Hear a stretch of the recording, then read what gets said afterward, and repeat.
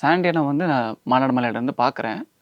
அவரும் என்னோட டான்ஸ் எண்ட்ல ஒரு ஒரு சின்ன பார்ட் ப்ளே பண்றாரு. ஏன்னா, அந்த மாலைமலர்ல ம். அவரு ஒரு வித்தியாசமான ஒரு கொரியோகிராஃபிஸா இருக்கட்டும், அவரோட பாடி லாங்குவேஜா இருக்கட்டும், ஒண்ணு வித்தியாசமா எதனா ஒண்ணு ம். பண்ணுவாரு. பழைய பாட்டு எடுத்து, ம். அத புதுசா ஆமா. ஒண்ணு மாரி அவர்தான் அந்த ட்ரெண்டே காமெடி கொண்டு ஆமா. இது வந்தாரு. வந்து அது இன்னமும் நெறைய பேர் ஆமா. ஃபாலோ பண்ணிட்டு இருக்காங்க. அந்த மாரி அவரு வந்து அந்த டைம்ல ஒரு ட்ரெண்ட் செட்டு ம். இந்த மாரி விஷயங்கள்லாம் பண்ணாரு. அதுவும் இல்லாம அவரு நெறைய பெர்சனலா நெறைய விஷயங்கள் கோ த்ரூ பண்ணி வந்திருக்காரு. ஃபேமிலி கண்டிப்பா. வைஸ் அவரு கடந்து வந்த பாத, அதெல்லாம் நாங்க சில பேர் சொல்லி கேள்விப்பட்டுருக்கோம். நான் ம். காலேஜ் படிக்கும்போது, இவரு அதுக்கப்புறம் நெறைய பேருக்கு ஹெல்ப்பும் பண்ணுவாரு. புரியுதுங்களா? அப்படி பார்த்தீங்கன்னா, சில பேக்கப் டான்சர்ஸ்க்கு அவரு கார்டு எடுக்கிறதுக்கு அவரு ஃபினான்ஷியலா ஹெல்ப் பண்ணியிருக்காரு. ம். ம்.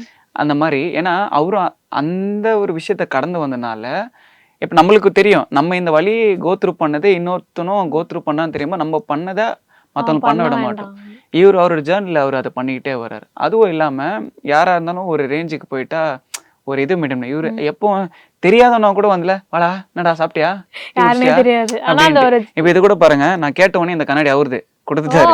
ஆமா. அவரோட கண்ணாடியா? ஆமா. அந்த மாரி அ அந்த மாரி ஒரு பெர்சன். பீப்பிளோட ஏன்னா அவங்களும் வந்து கஷ்டப்பட்டு வர்றதுனால, அவங்க சாண்டி அண்ணாவோட லைஃபோட ஒத்து பார்க்கும்போது, எல்லாமே ஒரு ஃபேமிலி பாண்டிங் மாரி ஆயிடுது. ஓகே.